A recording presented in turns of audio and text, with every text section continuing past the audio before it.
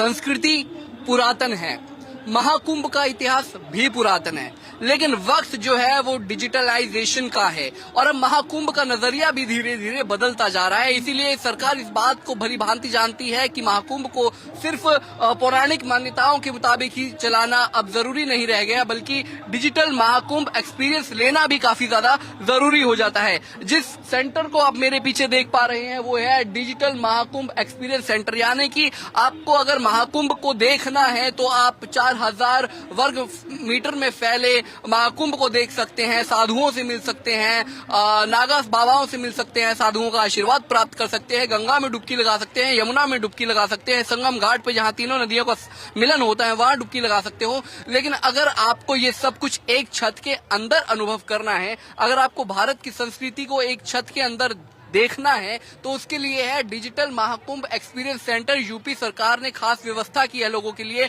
लोगों की भीड़ भी आप देखिए, लोगों का भी पूरा सहयोग कहीं ना कहीं मिल रहा है। लोग जितना महाकुंभ में डुबकी लगाकर अनुभव लेना चाहते हैं महाकुंभ 2025 को, उतना ही अनुभव लेना चाहते हैं डिजिटल महाकुंभ एक्सपीरियंस सेंटर को भी एक्सपीरियंस करना चाहते हैं। उस क्षण को उस जुड़ना चाहते हैं डिजिटल के उस युग से जिसे शुरू किया है उत्तर प्रदेश की योगी सरकार ने। हम भी अंदर आपको लेकर चलेंगे, दिखाते हैं कि अंदर आखिर क्या व्यवस्था है, डिजिटल महाकुंभ आखिर कैसा होता है। चलिए आपको सीधा लोगों के साथ लेकर चलते हैं। आइए सर।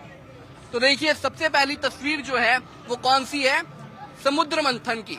अब समुद्र मंथन से ही महाकुंभ शुरू हुआ था और ये तस्वीर भी अगर आप देख पाएंगे तो ये तब की है जब समुद्र मंथन में भगवान शंकर आपको कालकूट विष पीते हुए नजर आएंगे। आप भगवान शंकर की तस्वीर देख पा रहे हैं, विष पी रहे हैं, तो ऊपर धन्वंतरी भगवान को आप देख पा रहे हैं, जिनके ये भगवान विष्णु का धन्वंतरी अवतार है, जिनके हाथ में अमृत कलश है और इसी अमृत कलश की बूंदें छलकने के साथ शुरू हुई थी महाकुंभ की यात्रा। जहां जहां ये अमृत कलश छलका था वहां वहां महाकुंभ शुरू हुआ। तो तीसरी तरफ देखिए, ये रूप भगवान विष्णु का अत्यंत मन मोहने वाला है और ये है मोहिनी अवतार। देखिए, अब इसकी कथा भी बड़ी विचित्र है, क्योंकि जब अमृत कलश को छीन लिया था असुरों ने, तो फिर मोहिनी अवतार से ही भगवान विष्णु ने मोहिनी अवतार लिया और उसके बाद अमृत असुरों से छीन लिया। एक तरफ आपको देवता नजर आएंगे तो दूसरी तरफ नजर आएंगे असुर। चलिए अब आपको और आगे का अनुभव कराते हैं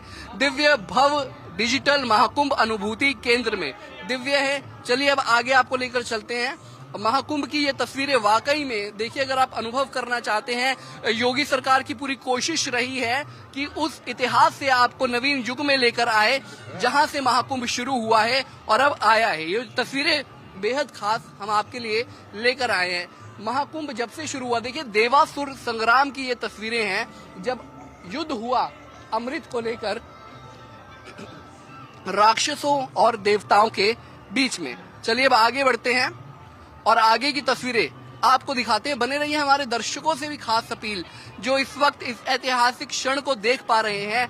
हमने महाकुंभ की अलग अलग तस्वीरें तो आपको दिखाई ही हैं, लेकिन ये तस्वीरें भी बेहद खास हो जाती हैं क्योंकि अब वक्त डिजिटल युग का है, आईटी युग का है, जिसमें हर चीज बदलाव है, लेकिन संस्कृति की जो विरासत जिसे भारत लाखों करोड़ों वर्षों से संजो कर आ रहा है उसे दिखाया जाता है। अब ये देखिए, ये महत्वपूर्ण है। सबसे पहले मैं दिखाना चाहूंगा आपको 3 महत्वपूर्ण पुराण।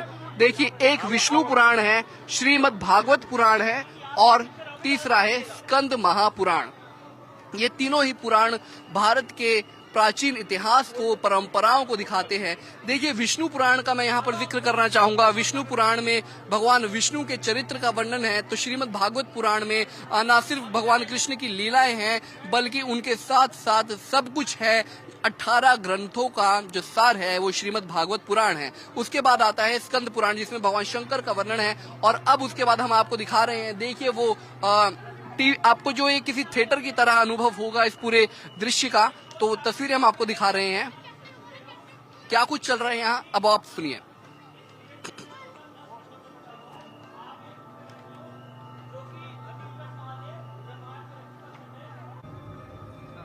तो देखिए, सनातन से लेकर अगर हम मौजूदा संस्कृति की बात करें और अब डिजिटलाइजेशन की बात करें तो महाकुंभ पुरातन है जैसे मैंने कहा, लेकिन अब वक्त जैसे बदल रहा है तो समय भी बदल रहा है और अब हम बढ़ रहे हैं डिजिटलाइजेशन की तरफ से। मैं जानना चाहूंगा कि लोगों को किस तरीके से महाकुंभ का अनुभव आप करा रहे हैं। सबसे पहले आपका नाम? मेरा नाम संदीप कुमार है और ये जो कंटेंट है ये हमने डिजाइन किया है। तो बेसिकली इसका नाम ही है सच, आप जैसे अनुभूति केंद्र है, डिजिटल अनुभूति केंद्र है। तो हम आप जब जैसे एंटर करते हैं तो हमने डिफरेंट टेक्नोलॉजी यूज करी है, AR VR। अभी आप इस पर्दे पे जैसे देख सकते हैं ये स्क्रीन प्रोजेक्शन है, थ्रेड प्रोजेक्शन के थ्रू हमने AV बनाई है जो कि पूरा समुद्र मंथन है। जैसे एक पार्ट है समुद्र मंथन, हमने पूरा उसको हमने दर्शकों को दिखाने के लिए कि कैसे समुद्र मंथन हुआ, हमने वहां पे एक 5 मिनट की क्लिप बनाई है। उसके बाद हम आते हैं, अभी नीलकंठ महादेव है तो नीलकंठ महादेव में 30 सेकंड का टीजर है कि नीलकंठ महादेव को नीलकंठ ही क्यों कहा जाता है। तो यहाँ से स्टार्ट है, ये थ्रेड प्रोजेक्शन के थ्रू हमने बताया। उसके बाद आप अंदर जाएंगे तो समुद्र मंथन होगा। ऐसे ही टोटल हमने ये पूरा डिजिटल जो एक्सपीरियंस सेंटर है टोटल 10 खंडों में बटा हुआ है। और आप जैसे जैसे आगे जाएंगे ये डिफरेंट टेक्नोलॉजी जैसे AR हो गया, VR हो गया और प्रोजेक्शन हो गया, होलोग्राफिक प्रोजेक्शन हो गया। उसके थ्रू हमने कोशिश करा है कि हम अपने जो भी लोग आ रहे हैं, जो दर्शक हैं, जो लोग यहाँ पे आ रहे हैं, वो पूरा ये कुंभ के बारे में एक्सपीरियंस कर सकें। और महत्वपूर्ण चीज ये है कि जैसे स्टोरी सभी जानते हैं, महाकुंभ की स्टोरी सभी जानते हैं, उसको विजुअलाइज भी कई जगह किया हुआ है। ये जो जगह है जो आपने पूरी डिजिटलाइजेशन से इस चीज को दिखाया जा रहा है, तो इसमें सरकार किस तरीके से आपको सहयोग कर रही है और लोगों को किस तरीके से बांध रहे हैं आप अपने साथ? तो बेसिकली सरकार का ही सपोर्ट है, बिकॉज ये जो हमने कंटेंट बनाया है, जो हमने स्टोरी बोर्ड बनाया है, ये सरकार के थ्रू ही अप्रूवल आया। उनकी जो रिक्वायरमेंट थी एज पर देयर रिक्वायरमेंट हमने बेस्ट किया कि हम क्या टेक्नोलॉजी यूज कर सकते हैं और ऐसे कौन से मेथड यूज कर सकते हैं जहां पे लोग एक्सपीरियंस कर सके। तो अगर आप ये देखेंगे तो फर्स्ट अगर ये हम शो चलाते हैं तो ये थ्रेड है, आप देखेंगे ये नॉर्मल थ्रेड आपने हर जगह देखा होगा, लेकिन हमने इस पे प्रोजेक्शन करके ये पूरी स्टोरी बोर्ड चलाई कि नीलकंठ महादेव के बारे में वो नीलकंठ ही क्यों कहलाते हैं। तो अगर आपके पास टाइम है मैं ये चला के भी दिखा सकता हूँ आपको। ठीक है, एक बार अगर आप हमें चलाकर दिखा। हाँ बिल्कुल बिल्कुल। घनश्याम जी एक बार ये रन करेंगे, ये कॉन्टेंट रन कर, बस प्ले। हाँ ठीक है।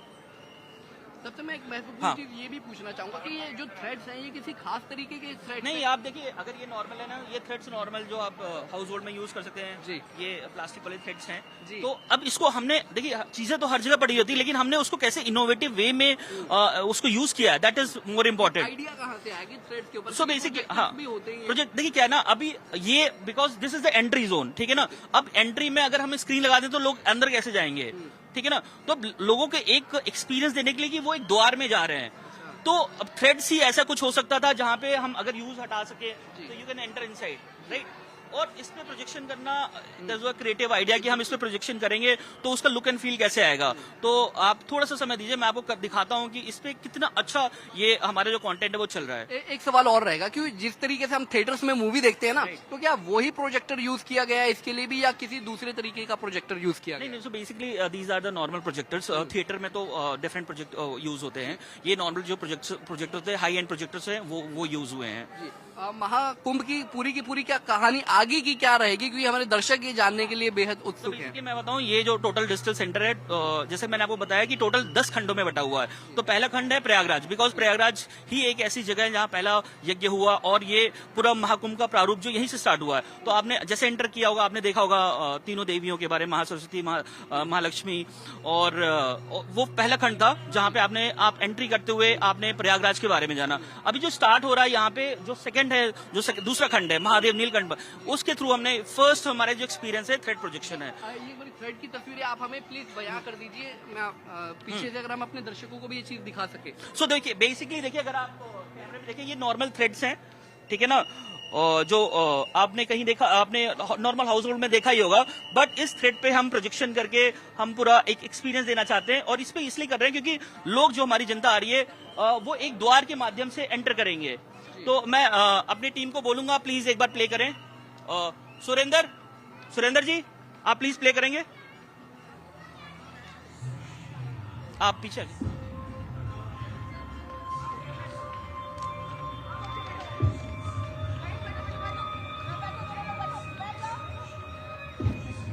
तो अभी आप जैसा कि देख सकते हैं कि इन थ्रेड्स पे ये जो विजुअल्स आ रहे हैं,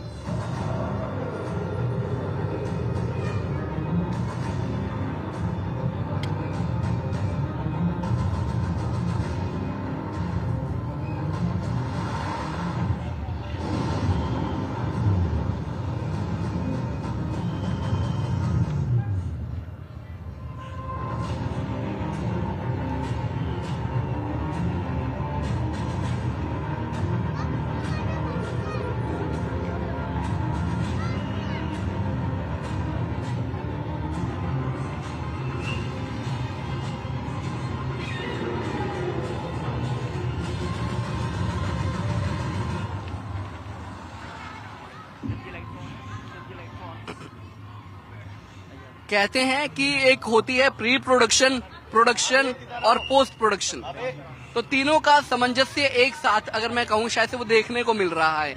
एक बेहतरीन आइडिया है ये कि जिस तरीके से अब हम अगले उसमें जा रहे हैं, अगले जोन में जा रहे हैं, जहां पर आपको भगवान शंकर की एक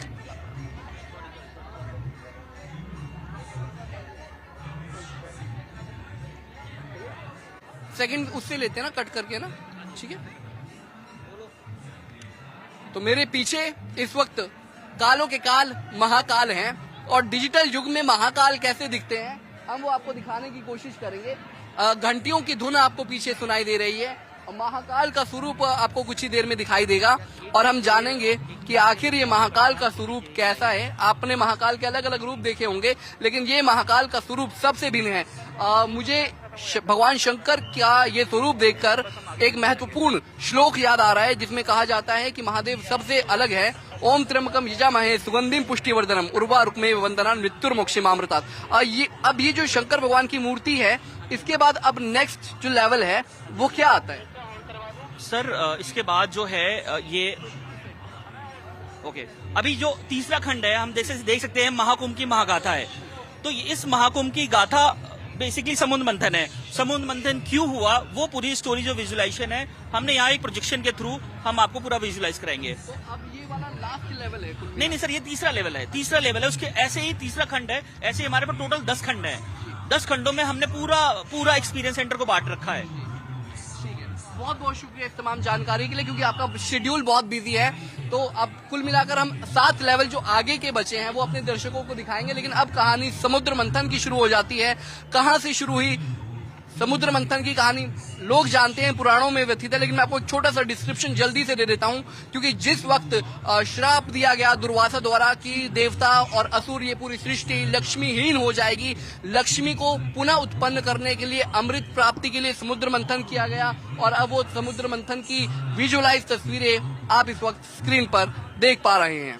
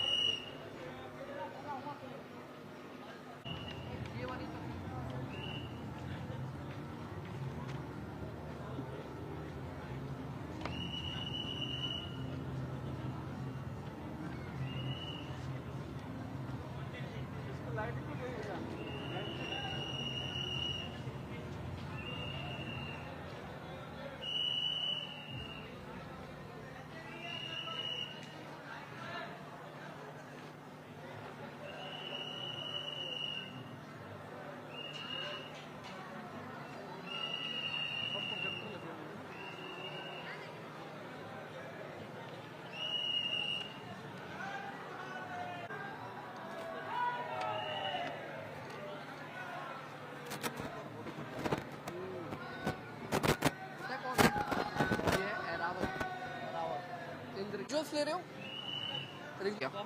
ठीक है। तो देखिए मेरे पीछे इस वक्त आप देख पा रहे हैं ऐरावत। ऐरावत कौन है? ऐरावत है इंद्र के हाथी। और ऐरावत भी इंद्र को कहां से मिले? ऐरावत भी इंद्र को मिले समुद्र मंथन से ही। तो देखिए समुद्र मंथन से बहुत कुछ प्राप्त हुआ, सिर्फ अमृत ही प्राप्त नहीं हुआ, ऐरावत आए और कई तरीके की संजीवनियां जो आई वो महाकुंभ से ही निकली हैं। और अब हम आगे बढ़ रहे हैं और भारत के उन 4 हिस्सों को हम आपको दिखा रहे हैं जहां से जहां पर महाकुंभ का आयोजन होता है। ये आप तमाम तस्वीरें भारत की सांस्कृतिक विरासत को भी आप मेरे पीछे देख पा रहे हैं। ये वो विरासत है जहां से जिस संस्कृति को आज तक हम अपना रहे हैं, और अब हम आपको आगे ले चलेंगे और बताएंगे कि आगे आखिर जो तीसरा लेवल है वहां पर क्या कुछ है, और हम जानेंगे कि वो तीसरा लेवल अब आगे तीसरा पड़ाव क्या है।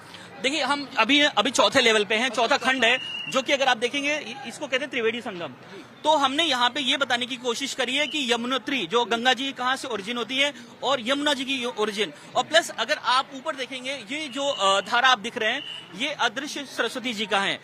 तो ये तीनों की ओरिजिन और एंड कहाँ होता है, आप जब इस टनल में जाएंगे तो आपको पूरा हमने एक्सपीरियंस कराया है कि what start point and the end point. और यहाँ पे हमने इनोवेटिव वे क्या यूज किया है, अगर आप देखेंगे, आप ऐसे पास में मूव करेंगे तो अगर आप देखेंगे ये तो धारा बन रही है। अच्छा, ठीक है ना, पूरा एक्सपीरियंस, ये एक्सपीरियंस है कि आप सचमुच में आप गंगा जी या यमुना जी के पानी को टच करते हुए आप उस फ्लो में हैं।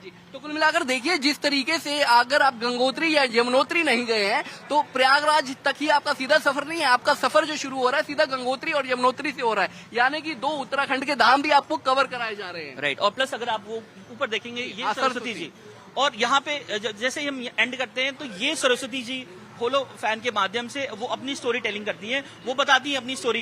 तो यहाँ पे आप यहाँ पे खड़े होके यहाँ पे वो जो भी स्टोरी टेलिंग करी है आप उनके बारे में जान सकते हैं, किस तरीके से वो अदृश्य हुई और व्हाट इज इट्स ओरिजिन। इसके बाद भी झरना नजर आ रहा है। हाँ, तो अगर हम यहाँ पे आते हैं तो हम इस खंड के बाद हम 5वें खंड की तरफ जाते हैं। ये खंड है रिचुअल्स एट कुंभ। कुंभ में अनुष्ठान क्या होते हैं, तो ये हमारा 5वां खंड है, जहाँ पे बेसिकली ये एलईडी लगी हुई है, जहाँ पे झरने प्रदर्शित हो रहे हैं। झरने आपको ये एक्सपीरियंस देने के लिए कि आप इस टनल कुंभ के अंदर जा रहे हैं तो आप शाही स्नान करके जा रहे हैं। सो दैट्स वाई ये एंट्री ऐसे बनी हुई है कि आप कुंभ मेले के अंदर एक स्नान करके, एक शाही स्नान करके अंदर आते हैं। एक महत्वपूर्ण सवाल इस पूरे के पूरे डिजिटल सेंटर को लेकर कि इसे बनाने में आखिर कितना खर्च आया है। देखिए, बजट की बात करें तो 13 से 14 करोड़ रुपए जो टोटल बजट हुआ, लेकिन सबसे इम्पोर्टेंट चीज ये है कि ये पूरा डिजिटल सेंटर अराउंड हमने 14 से 15 दिन के बीच में हमने पूरा ये स्ट्रक्चर खड़ा कर दिया।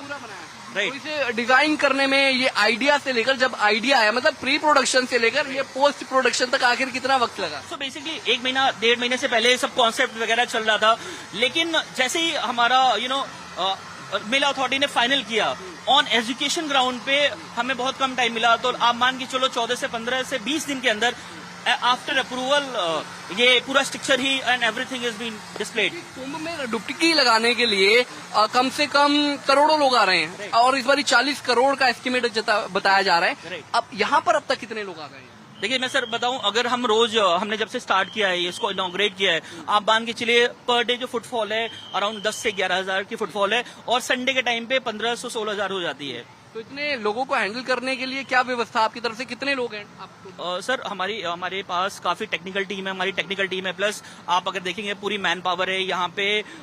उसके साथ मैन पावर के साथ हमारे सिक्योरिटी गार्ड्स जो कि पूरी क्राउड मैनेज कर रहे हैं, और प्लस हमारे पास डिफरेंट गाइड भी हर जगह पे गाइड्स हैं, जो कि जो पब्लिक है अगर उन्हें कोई क्वेश्चन है तो वो उनके बारे में बता रहे हैं। अब इस वाले दृश्य के बारे में आपसे जानना चाहेंगे कि हम ये कौन सा घाट है और यहाँ पर ये यहाँ का महत्व क्या है, ये कौन सा घाट है? तो बेसिकली मैं आपको बताना चाहता हूँ, क्योंकि आप अभी 5वें खंड में है, जो कि कुंभ मेला के अनुष्ठान में है। तो अगर आप ये देखेंगे तो जो 4 मेन अनुष्ठान होते हैं कुंभ मेले के, एक होते हैं कल्पवास, दूसरा आपका स्नान हो गया, और तीसरा ध्यान हो गया, और चौथा दान हो गया।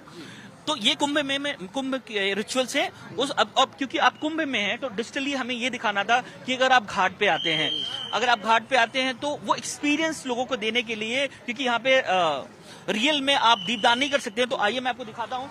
अगर मैं ये जो बटन हमारे ट्रिगर पॉइंट्स है, मैं इसको प्रेस करता हूँ, जैसे ये मैं प्रेस करता हूँ तो आप देखेंगे ना, ये एनिमेशन के थ्रू वो दिया बन गया, दिया आ गया, एनिमेट हो गया, और वो दिया आपके फ्लोट हो रहा है। क्या बात है! तो आप खुद करके देखिए, अगर आप इस बटन को दबाएंगे तो आप वहां पर दीप दान कर पाएंगे। तो हर तरीके की व्यवस्था की गई है।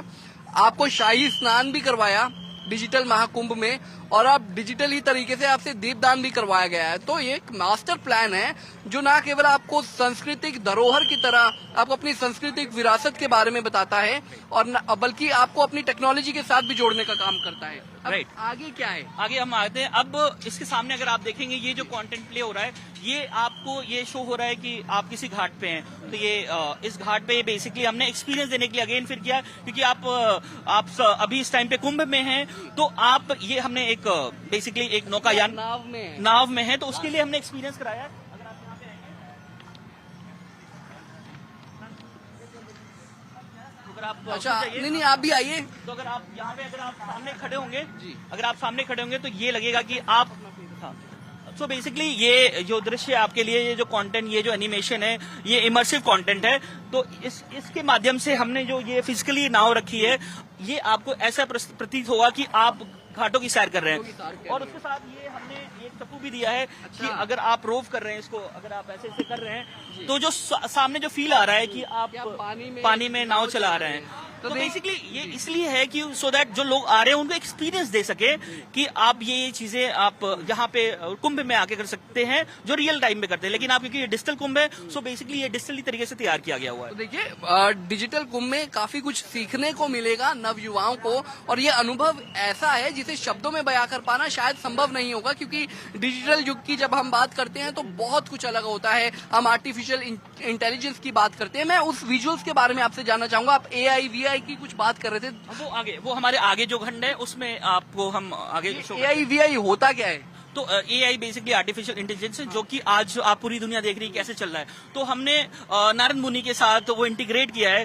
कि नारद मुनि का एक सीक्वेंस है जहाँ पे आप नारद मुनि के सामने जाते हैं, तो आप कोई भी क्वेश्चन पूछे महाकुंभ से रिलेटेड, वो आपको आंसर वैसे देंगे। अच्छा, तो ये सब कुछ फीड किया गया होता है पहले? फीड किया हुआ है AI with the help of AI, और लोगों को जागरूक करने के लिए। AI आर्टिफिशियल इंटेलिजेंस हम सब जानते हैं। VI मतलब वीडियो इंटेलिजेंस? नहीं, it's VR। Okay sorry, VR हमने पीछे हमारा खंड था, वो आपने एक्सपीरियंस नहीं किया है, आपको पीछे जाके एक्सपीरियंस करना पड़ेगा। तो VR में हमने क्या किया, VR में हमने एक्सपीरियंस किया, जैसे कि आपने समुद्र मंथन देखा है, तो VR में जो कंटेंट प्ले हो रहा है, हमने उसको फिजिकल में ऐसा प्रतीत किया है कि आप एक रस्सी पकड़ेंगे, और जो हमारा कंटेंट चल रहा है वो कंटेंट में समुद्र मंथन की प्रक्रिया चल रही है। तो आप जब रस्सी पकड़ेंगे तो आपको ऐसा प्रतीत होगा VR में कि आपने जो नाग वासुकी हैं, आपने उनको पकड़ के रखा है और आप समुद्र मंथन कर रहे हैं। वाकई में ये चीजें लाजवाब है कि देखिए कि आपको आज के दौर में अगर आप जानना चाहते हैं कि समुद्र मंथन हुआ कैसे होगा, तो आपको उस समुद्र मंथन की फील, यानी कि देवताओं और असुरों के बीच में जिस तरीके से वो संग्राम हुआ, पहले मंथन हुआ फिर संग्राम हुआ, उस चीज का एक्सपीरियंस भी आपको यहाँ पर, तो VR के थ्रू आप वो एक्सपीरियंस भी कर पाएंगे कि आपने वो समुद्र मंथन किया। तो ये तस्वीरें देखिए हम लगातार आपको दिखा रहे हैं। ये वो महत्वपूर्ण तस्वीरें हैं जो महाकुंभ शाही स्नान, जिसे अब अमृत स्नान का नाम दिया गया है, वो तस्वीरें हम आपको दिखा रहे हैं। और वाकई में डिजिटल महाकुंभ जो है अपने आप में बहुत कुछ है। अब आपको अगली बहुत इंटरेस्टिंग चीजें देखने को मिलेंगी, बने रहिए आप हमारे साथ। अब देखिए हम वहां आ रहे हैं जहां पर आपको बिल्कुल ऐसा लगेगा कि आप या तो स्वर्ग में हैं या आप सूर्य के समक्ष हैं। अब इसके बारे में कुछ जानिए। ये बेसिकली अगर आप ये खंड देखेंगे, ये छठा खंड है। ये इस खंड का नाम है डिवाइन कॉन्फ्रेंस, मतलब दिव्य संगम। अब ये दिव्य संगम क्या है, तो बेसिकली हमारे जो ऋषि मुनि थे, उन्होंने, आप सबने हमने पढ़ा होगा कि वो चक्रों की बात करते थे। हमारे बॉडी में चक्रास हैं, और उन चक्रों का यही कॉन्सेप्ट होता है कि हमारा जो बाहर का ब्रह्मांड है, वही सेम ब्रह्मांड हमारे अंदर भी है। वो लेकिन हम वो कैसे हम जान पाएंगे, जब हमारी सारी कुंडलिनी शक्ति जागृत हो जाएंगी, हमारे चक्रा जागृत हो जाएंगे। तो वो इंफॉर्मेशन देने के लिए ये पूरा this part is been design. तो ये आप सारे चक्रों के बारे में जान सकते हैं, और प्लस आप ये क्लिप भी दिखा सकते हैं। ये थोड़ा सा 20 सेकंड का क्लिप है, वो आपको नैरेटिव पूरा बता देगा। देखिए, सौर मंडल को आप देखना चाहते हैं डिजिटल तरीके से, तो आप वो भी देखिए। ये सौर मंडल का है, और मैं आपको दिनांक बता दूं 29/1/2025। ये कौन सी दिनांक है? आज 24 हो गई है जी। तो ये अच्छा, वो डेट भी साथ साथ नहीं। सो बेसिकली ये अगर आप ये देखेंगे, ये प्रोजेक्शन सामने जो ऋषि बैठे हुए हैं उनके शरीर पे हो रहा है। तो इस ऑडियो विजुअल के माध्यम से हम आपको बताना चाहते हैं कि जो हमारे ऋषियों ने पहले भी बताया है कि हमारे अंदर ही सब कुछ है। बाहर का ब्रह्मांड वो हमारे अंदर ही है, लेकिन वो कैसे अनुभव कर सकते हैं, जब हमारे सारे चक्रा जागृत हो जाए, हमारी कुंडलिनी शक्ति जब जागृत हो जाती है, तो वो हम अनुभव कर पाते हैं कि बाहर का ब्रह्मांड हमारे भीतर ही है। तो अध्यात्म से तो महाकुंभ को जोड़ा ही गया है, लेकिन आज के डिजिटल दौर में मैं कहूं दोनों का मिलाप आपको पूरे संपूर्ण दुनिया में कहीं देखने को नहीं मिलेगा। सिर्फ एक जगह देखने को मिलेगा, प्रयागराज की इस धरती पर, जहां पर डिजिटल महाकुंभ सेंटर है।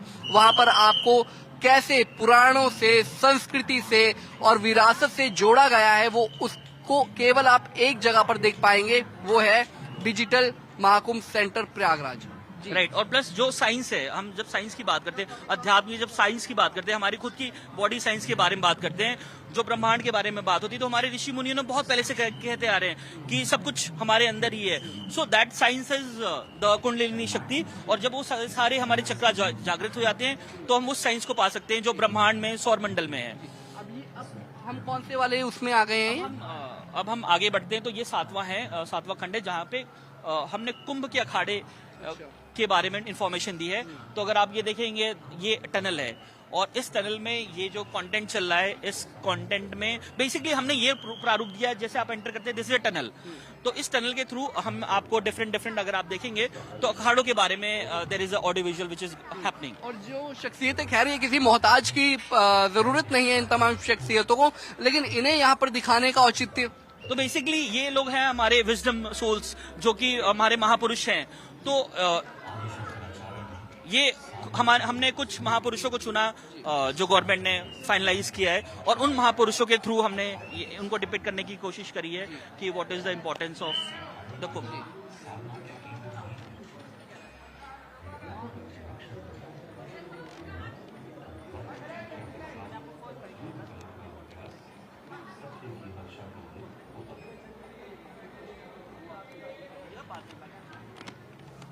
अब उनको बुलाएंगे कि सबसे इम्पोर्टेंट है, आपको सुनाते हैं।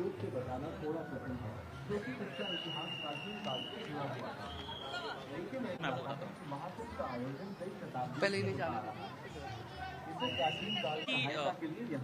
जी। अब नारद मुनि हमें कुछ बोलकर दिखाएंगे। आपने शायद ही कभी नारद मुनि से बात की होगी, लेकिन एआई वर्जन नारद मुनि से आपका हम कैसे जान पाएंगे? तो बेसिकली ये हमने डिजाइन किया है एआई नारद मुनि जी, जो कि एक अगेन ये एक्सपीरियंशियल टेक्नोलॉजी है, जहाँ पे आप नारद मुनि से बात कर सकते हैं। आप महाकुंभ से रिलेटेड कोई भी क्वेश्चन पूछिए, नारद मुनि उनका आंसर देंगे। तो अगर कोई ट्राई करना चाहता है वो पूछ लेंगे। मैम आप पूछिए।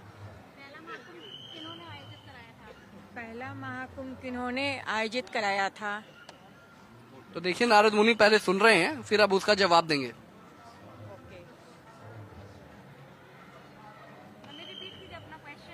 पहला महाकुंभ किसने आयोजित किया? महाकुंभ के आयोजन की प्राचीनता को देखते हुए ये कहना मुश्किल है कि इसे सबसे पहले किसने आयोजित कराया था। महाकुंभ का उल्लेख हमें प्राचीन ग्रंथों और पुराणों में मिलता है, जहां इसे देवताओं और असुरों के बीच अमृत मंथन की कथा से जोड़ा जाता है। महाकुंभ का आयोजन भारतीय संस्कृति में सदियों से होता आ रहा है, और इसे कोई एक व्यक्ति या समुदाय नहीं, बल्कि भक्ति और आस्था के रूप में पूरे समाज द्वारा आयोजित किया जाता है।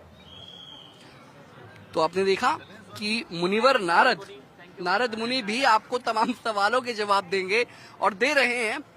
आपके दिल में कोई भी सवाल हो महाकुंभ से संबंधित, तो वो सवाल आप नारद मुनि से जान सकते हैं, उसका जवाब वो आपको देंगे। तो ये कहीं नहीं होने वाला, ये सिर्फ प्रयागराज में होने वाला है, ये सिर्फ प्रयागराज में हो रहा है। तो बेहद चौंका देने वाली चीजें जो है वो डिजिटल महाकुंभ में संदीप जी देखने को मिल रही है। सो राइट, अभी हम अगर आप ये पार्ट देखेंगे तो ये हमने इस खंड में सारे अखाड़ों के बारे में, बेसिकली जो उनके इम्पोर्टेंट, जैसे ध्वजा हो गई, उनके इष्ट देवता हो गए, तो वो जनरल इन्फॉर्मेशन हमने सबके बारे में बता कर, क्योंकि जो टोटल 13 अखाड़े हैं। 13 अखाड़ों के कौन कौन से ध्वज हैं, क्या क्या इष्ट देवता कौन है, उनका ध्वजा किस कलर की है, उनकी विशेषता क्या है। तो ये बेसिकली हमने एक छोटे से हमने प्रयास किया है कि लोगों को एटलीस्ट जनरल इन्फॉर्मेशन मिल जाए सारे अखाड़ों के बारे में। तो देखिए, दर्शक भी काफी उत्सुकता के साथ देख रहे हैं, फोटोज खींच रहे हैं। ये वाकई में एक बेहद महत्वपूर्ण तस्वीर है। देखिए, लड्डू गोपाल हनुमान जी हैं। हनुमान जी का ये बाल स्वरूप बाल हनुमान जी है, और यहाँ पर लेकर आए हैं इन्हें और दर्शन करा रहे हैं। हनुमान जी भी डिजिटल महाकुंभ का आनंद ले रहे हैं। तो देखिए, कहते हैं जाकी रही भावना, जैसी प्रभु मूर्त देखी तनु वैसे। ये इम्पोर्टेंट ये चीज है कि पंचनीर अन्य अखाड़ा है, जिनके मुख्य देवता, जो इष्ट देवता हैं, वो भगवान हनुमान जी हैं। तो ये बड़ा अच्छा कॉन्फिडेंस है कि भगवान हनुमान जी अभी। कैसा लग रहा है आपको? बहुत अच्छा, बहुत ही अच्छा। क्या कभी सोचा था कि महाकुंभ का ऐसा भी एक दृश्य देखने को? नहीं, हम तो बहुत खुश हैं, यही हमें लेकर आए हैं। तो देखिए वही बात जाकी रही भावना, जैसी प्रभु मुहूर्त देखी तुमने वैसी बाल हनुमान जी को लेकर आए हैं डिजिटल कुंभ का दर्शन कराने के लिए। चलिए आगे बढ़ते हैं। ओके, सो अभी अगर हम इस खंड के बारे में बात करें तो जैसा कि आप देख रहे हैं कि ये बुक्स डिस्प्लेड हैं, तो इस खंड का नाम है साहित्य में कुंभ का कहाँ वर्णन हुआ है। तो अगेन हमने इसको इस तरीके से प्रेजेंट किया है, डिजिटल तरीके से प्रेजेंट किया है, सो दैट ये आप जैसे बुक देख सकते हैं। अगेन इसमें प्रोजेक्शन है, और प्रोजेक्शन के थ्रू हमने ये पूरा कॉन्सेप्ट आपको बताने की कोशिश करी है कि साहित्य में कहाँ पे कुंभ के बारे में वर्णन है। तो अगर मैं वैसे एक छोटी सी डिटेल आपसे लेना चाहूंगा कि कौन कौन से ग्रंथों में, क्योंकि यहाँ पे धनंजय चोपड़ा वाला कुछ एक बुक्स लिखी हुई गई हैं, तो मतलब जिस तरीके से लिखा गया पूरा रिसर्च वर्क होगा ना ये? हाँ जी। सो बेसिकली अगर हम प्राचीन ग्रंथों के बारे में सबसे पहले कहाँ से वर्णन आया, तो ये दिस होल कॉन्सेप्ट इज, हमने वो साहित्य उठाए जहाँ पे सबसे प्राचीन जगह में प्राचीनतम कहाँ पे उल्लेख मिलता है। सो और हमने उसको डिजिटली, क्योंकि वो उसको प्रेजेंट एक इनोवेटिव में करना था, तो हमने इसको, आप ये देखेंगे ये बुक जो है एक साहित्य है, उसका फॉर्म बनाया है और उस पर हमने प्रोजेक्शन कर दिया है। So this is giving a look and feel of a book where हमारे कुंभ के बारे में मिलाकर चैप्टर 8 में चैप्टर्स दिखाए गए हैं अलग अलग कि कुंभ का कहाँ पर जिक्र है। तो कुंभ का जिक्र केवल पुराणों में ही नहीं है। देखिए कुंभ का जिक्र कई ऐसे लेखकों ने भी किया है जो शायद इस देश की सभ्यता से वास्ता नहीं रखते दूर दूर तक। कई फॉरेनर्स भी हैं, कई विदेशों में बैठे हुए लोग भी हैं, राइटर्स भी हैं, पोएट्स भी हैं, जिन्होंने महाकुंभ का जिक्र किया है अपनी अपनी किताबों में। अब चैप्टर 9, हाँ, सो बेसिकली हम अब लास्ट चैप्टर पे आ जाते हैं जो कि 10वां चैप्टर है। तो अगर आप ये कंटेंट देखेंगे, जो कि हमने इंटरव्यूज लिए हैं, लोकल लोगों के इंटरव्यूज लिए हैं, नागा सन्यासियों के इंटरव्यूज लिए हैं कि उनके बारे में वो कैसे सोचते हैं कुंभ के बारे में, उनका क्या विचार है, और यहाँ के लोकल लोग जैसे प्रयागराज का माधव से विशेष संबंध क्या है। तो हमने इन लोगों से बात करी और ये इंफॉर्मेटिव डिस्प्ले में इनको हमने प्रस्तुत कर रहे हैं। और ये जो लास्ट हमारा अगेन कुंभ का दर्शन है, अगर आप ये देखेंगे ये कंटेंट हमारी टीम ने आके यहाँ पे कुंभ मेला जैसे शुरुआत हुआ है, ये पूरा प्रयागराज को कवर किया है, जो इम्पोर्टेंट प्लेसेस होते हैं उसको कवर करते हुए हमने एक एवी बनाई है दर्शकों के लिए, एक फिल्म बनाई है जो कि इस बड़े से स्क्रीन पे चल रही है। जी, तो ये विजुअल्स पे भी जो काम हुआ होगा कुल मिलाकर, तो जब ये विजुअल्स लिए जा रहे थे, क्या ये विजुअल्स इसी महाकुंभ के हैं? ये इम्पोर्टेंट चीज है कि जैसे महाकुंभ शुरू हुआ, ये हमारी टीम ने आके, जैसे महर्षि भारद्वाज है जहां मैं खुद गया था वहां पे शूट किया, और प्लस ये अक्षयवट है, हम वहां पे गए थे, और इसी तरीके से हम पूरा कुंभ मेले में जाके इसी साल का ये शूट है, जस्ट 1 महीना पहले भी। बहुत बहुत शुक्रिया संदीप जी। संदीप जी हैं जिन्होंने पूरे इस डिजिटल महाकुंभ के बारे में हमें जानकारी दी। चैप्टर 1 कैसे शुरू हुआ महाकुंभ, और उसके बाद मौजूदा डेट में जो महाकुंभ 2025 हो रहा है, ये उसकी तस्वीरें, भव्य तस्वीरें आप देख पा रहे हैं। देखिए युग बदले, वक्त बदला, समय बदला, साल 2025 आया, 144 साल के बाद महाकुंभ आया है, और महाकुंभ की ऐसी तस्वीरें वाकई में शानदार होती हैं। महाकुंभ में बहुत कुछ बदला है, पहले के महाकुंभों में बहुत कुछ बदलाव आया, अब 144 साल के बाद इस महाकुंभ को वाकई में याद किया जाएगा, क्योंकि डिजिटल युग में ये महाकुंभ आया है। और ये तस्वीरें मैं आपके लिए दिखा रहा हूँ कैमरामैन रिंकू के साथ, सौरभ, पंजाब केसरी टीवी, प्रयागराज। हमसे जुड़े रहने के लिए हमारे YouTube चैनल को सब्सक्राइब करें और नई वीडियो की नोटिफिकेशन के लिए बेल आइकॉन को दबाएं। अगर आप ये वीडियो Facebook पर देख रहे हैं तो लाइक जरूर करें और ज्यादा से ज्यादा शेयर करें। धन्यवाद।